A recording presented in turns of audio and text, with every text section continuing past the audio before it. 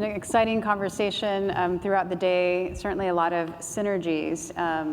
And I'm delighted to be back on stage with another set of leaders, Mayor Cavallo with the County of Kaua'i, Kate Brown, who's the Executive Director of the Global Island Partnership, which works with islands across the globe on innovative solutions, and David Lasner, President of the University of Hawaii.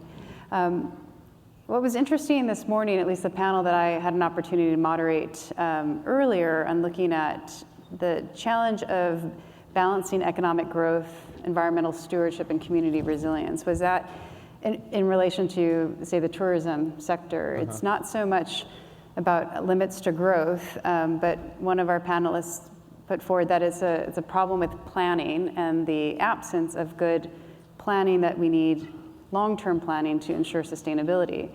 Mayor Cavallo, I kind of wanted to throw that to you. Okay. What would be your response on how you are looking at some of the sustainability goals that you've adopted and how that is actually translating into planning? Well, I think, first of all, mahalo for the opportunity to be with all of you. As far as Kaua'i, I mean, we're moving in so many different ways, and the Aloha Plus Challenge, of course, is a big part, but all of it has to do with commitment, dedication, and reaching out into the community. Under the clean energy part, I mean, we're already moving in so many different ways. We already doubled our fleet of electric cars within our county. I'm talking government stepping to the plate now. Government reaching out into the community. Government connecting to the business community like we have right now. So the doubling of our electric fleet is already there. We just launched our motor pool within our county government. So now you don't have your own car anymore. You have a little car, you get to your car, you tap the door and the thing opens and the keys are there and let's go, get to work. So that is moving right now. Local food production on Kauai, we have a 75-acre ag park that we're already moving. It's government offering the land. You, the community, grow what you need to grow and figure it out. And we're here as a support. And that kind of thinking and opportunities for community needs to happen more than not. So that's the ag park. Our green jobs part, I mean, we partnered with the high schools to bring back the Future Farmers program within the schools. We started with only six students in one school, and now we have 36 at 3 high schools. But that took government stepping to the plate, getting into the community, talking to the school, and seeing how we can build and grow future farmers, our youth. And so that is another example. Natural resource management. Our Kauai Nui Ku'upapa program. Every decision we make of the future has to tie into the land, into the water. We're thrived in one moku system, which we have 6 mokus on Kauai, which is the land divisions. What the decisions we make have to tie into that in order for us to move in the future. So we've developed a signage program that lays that out. That is so important, I believe, in natural resource management. Waste reduction, natural resource management, we just were able to do a flare out at our landfill. We finally got the flare going, everybody. That means we're addressing the emissions that are currently at our landfill, our current landfill. So we're happy with that progress right there. And then, of course, moving forward on our smart growth movement, we were very fortunate, again, through partnership, to receive a $13.8 million Tiger grant. We're transforming our island into walkable, bikeable, complete streets, safe parts to school, lighted crosswalks, connected kind of community. And all of that ties into emotions throughout the community, and we have to stand vigilant in assuring that we educate our people, because it's difficult sometimes when you transform. So those are some of the little things, but big things that I think we as government leaders need to continue to encourage. We are in a world of change. The beautiful Hōkūle that entered our Bay Area out here, and I know President Lester was part of that, but that is what is going to have to continue to move. We don't have to be on the water to be in a va'a. We're in our own va'a right now, so we need to continue to navigate together and paddle together as we address the issues for a beautiful state of Hawaii, and that will resonate to the world, and I believe that. And a recent conversation with the President of the United Nations, which was an interesting conversation, which ties into our 6 areas of the Aloha Plus Challenge, and then the 17 areas that they're talking globally, we're moving. in this area. I'm not trying to say we're better than anybody else, everybody, but we have an action plan in place. In fact, we just signed our action to continue to join the Paris Agreement yesterday. KIUC, great co-op. Department of Education at the stage. Kauai Community College on the stage, and our youth. Four partners supporting each other. I cannot do it by myself. We cannot do it. We have to really reach out. I know I'm going overboard, but I'm excited. And so just that. Thank you. Thank you, Mayor. Sorry.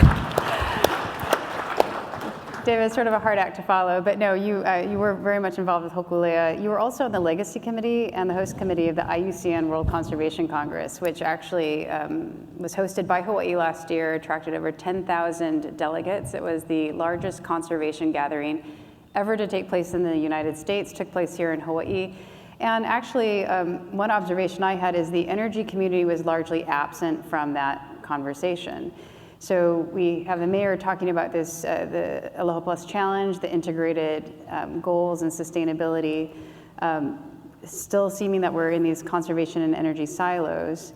What role do you see the university in playing? And I want to just cite one example in particular, maybe there are more.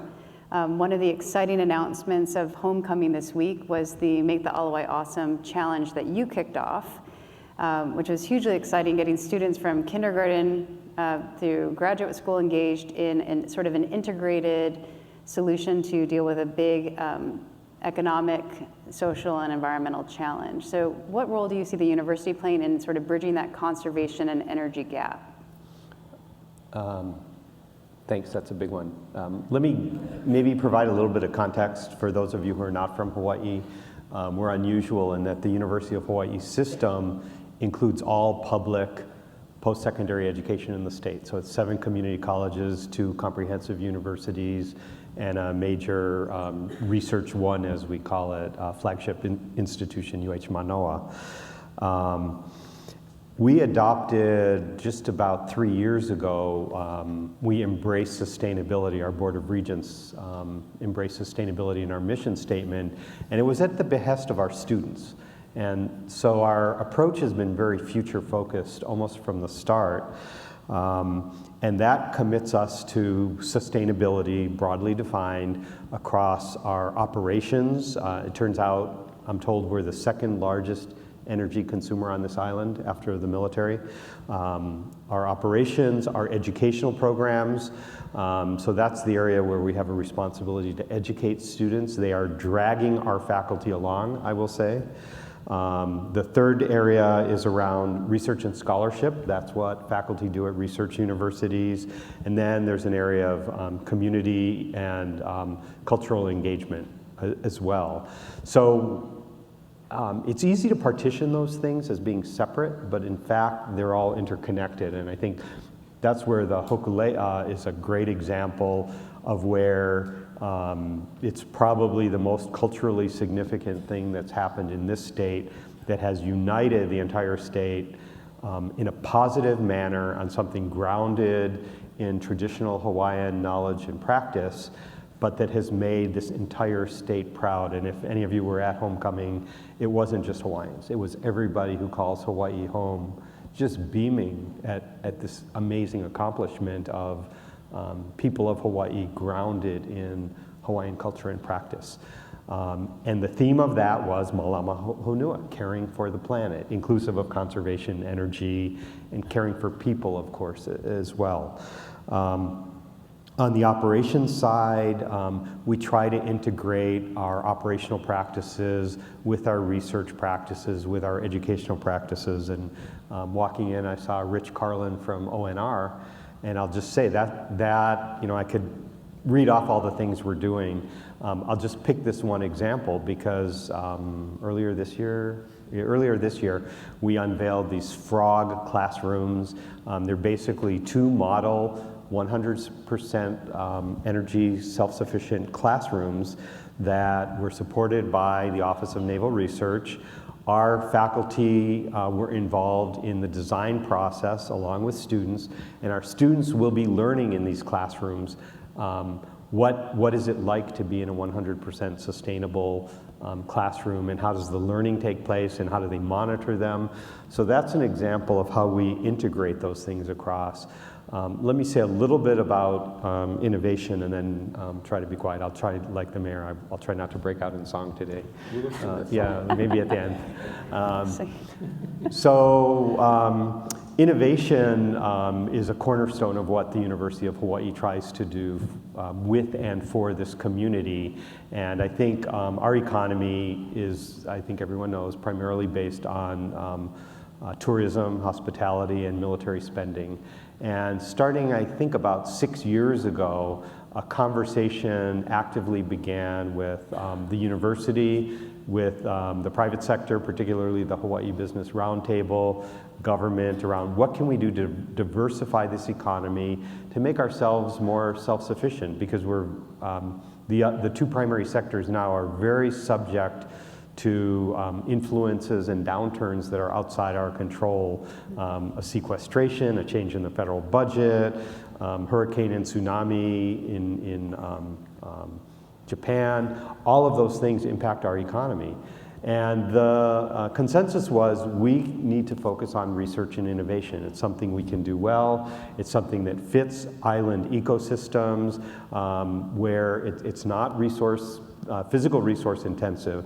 And so we've been working in this area, and we tried to identify what are the strengths for us. So it's the obvious areas around ocean, around astronomy, and it was clear that energy is also one of those areas where we have a huge competitive advantage over almost anywhere in the world. So we have a very strong natural energy lab of Hawaii. On Hawaii Island, we've got our own energy lab within the University of Hawaii that does amazing work with and for the private sector, government as well. We started an accelerator to begin to launch out innovative ideas from our faculty and students that might be able to spin off businesses. Accelerate UH was just identified as one of the top 30 accelerators in the country. But we also use products from other local companies that can help us manage our, as I mentioned, massive energy consumption to try to bring that down, both to save money, but because it's the right thing to do for Hawaii. But it's not just at the product end. And so the announcement that we made a couple of days ago, I guess it was, at the World Youth Congress opening, I was inspired when I traveled with the Hōkūle from Washington, D.C. to New York last summer, and we visited a group of kids on Governor's Island who are involved in it's called the Billion Oysters Project, and you may have read recently about the Oyster Project here. In New York Harbor, it's being driven by kids at a charter school. And Nainoa Thompson, talking with the group, said, wouldn't it be great if we could figure out how to make the Aloha awesome? You know, people used to fish in it, people used to swim in it. Now it's like the first thing you want to do if you fall in is get a hot shower and scrub yourself down, right? It's the most polluted waterway in the state probably. And so I thought, you know, I don't know what the answer is, but this is a hard systems problem. And came up with the idea of launching a challenge to get kids interested, not because they're going to solve what do we do about the Aloha Canal and in fact the entire watershed, which consists of a couple of hupua'a from the mountains down to the coral reefs, but to get kids thinking that they can be part of holistic systemic solutions. So we launched this challenge. Matt Lynch is here, who helped coordinate it.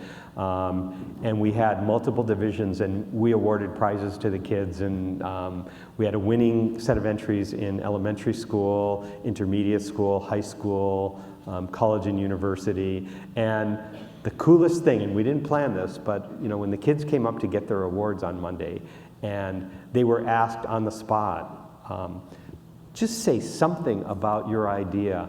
And watching the kids who had embraced that these solutions need to be holistic, including economic, and I'll just give you two examples. One was a kid about this tall saying, we want to get the precious metals that are polluting the water out and sell them to make a profit. Another one, thinking about community engagement, said, We need to do farmers markets along the Aloha so that people come and see how serious the problem is, and they will engage, and oh, by the way, we'll make some money selling fruits and vegetables. So the kids get it in a way that we don't, and it was really inspiring to listen to when we challenge them, their ability to come up with ideas that I think will be the future of, and the solutions to these big challenges. So it was great. Let me just one comment. One of the things we do as a university is try and set an example. And as you know, the sort of game came out about, you know, is Trump gonna pull out of Paris or stay in? And the college and university community came together, and we actually agreed to 2 letters, one to thank him if he stayed in, and one to commit if he came out. So even before he pulled out, the University of Hawaii signed on as fully committed to the commitments of the Paris Accord. And we're still in, as the saying goes. So thank you. Oh, thanks, David. As somebody who grew up paddling on the Aloha, I very much appreciate that there's... Old? I'm glowing. I'm that old. I would have never guessed. You know, thank you. But I feel like I might grow another arm. But no, appreciate the efforts of the kids.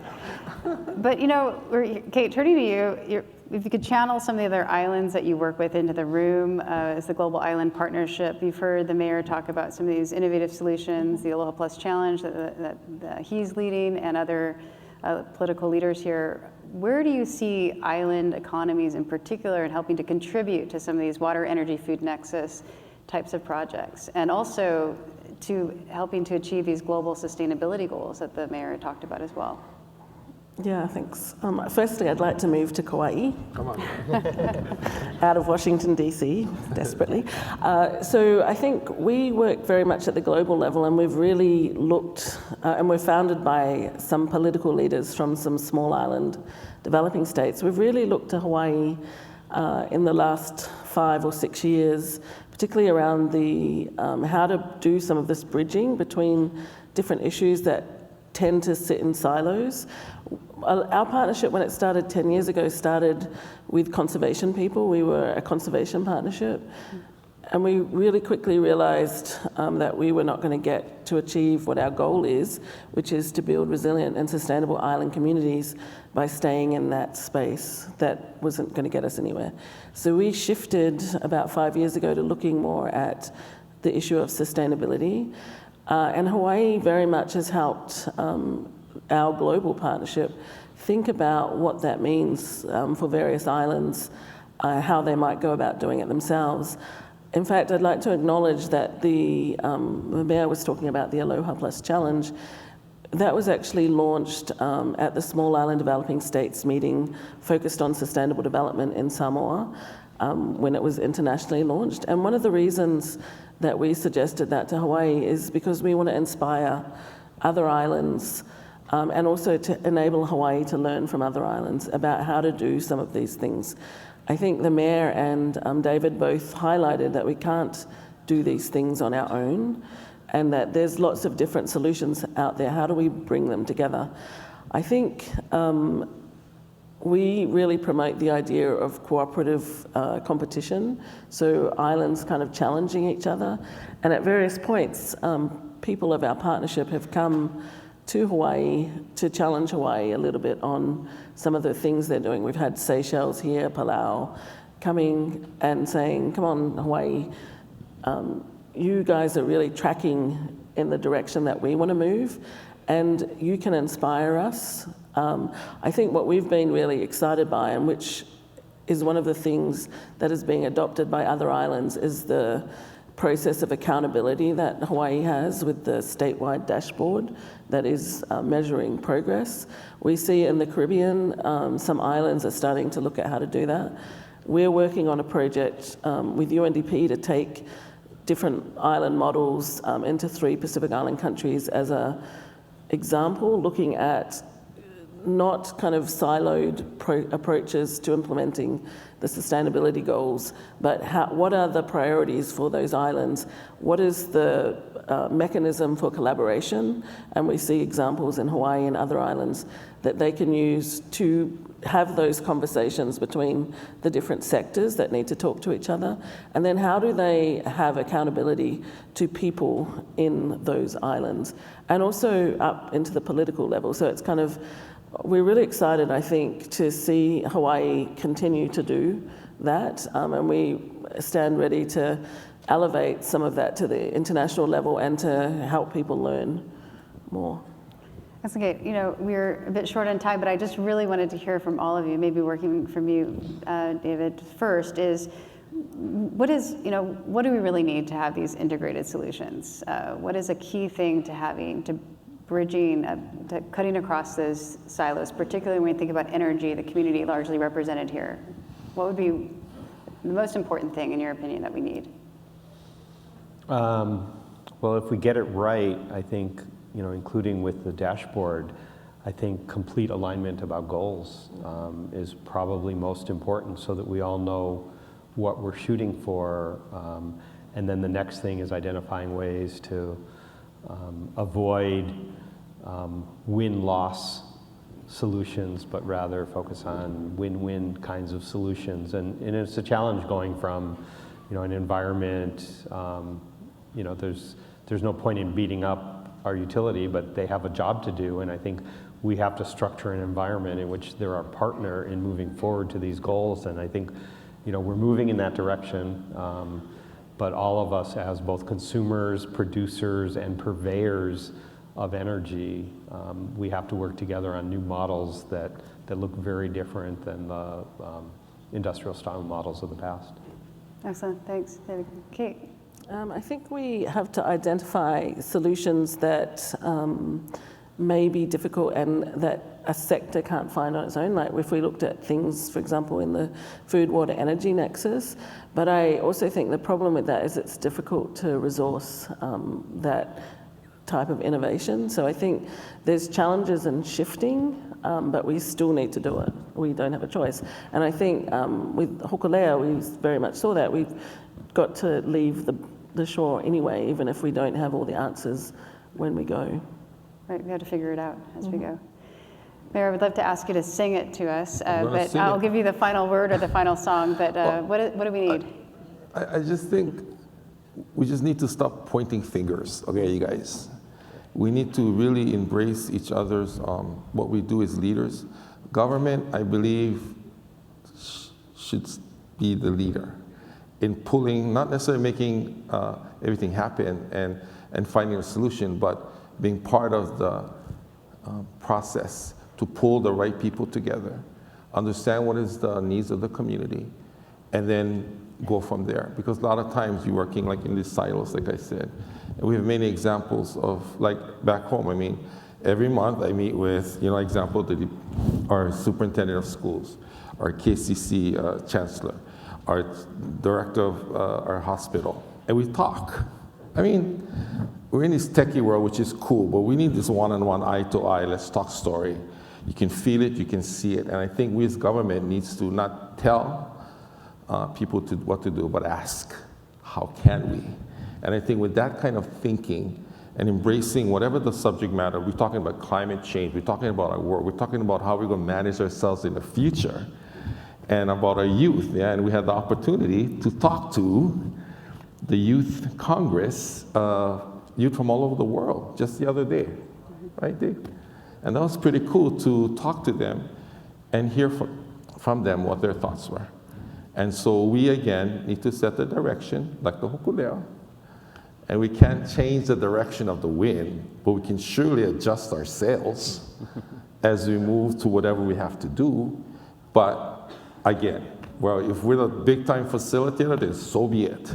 But we need to really look at pulling things together. So with that, you guys ready? Let's hear it.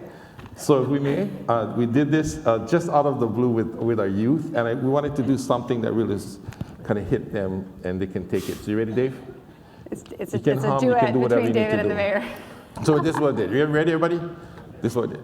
Go make a difference. You can make a difference. Go make a difference in the world. Go make a difference. You can make a difference. Go make a difference in the world.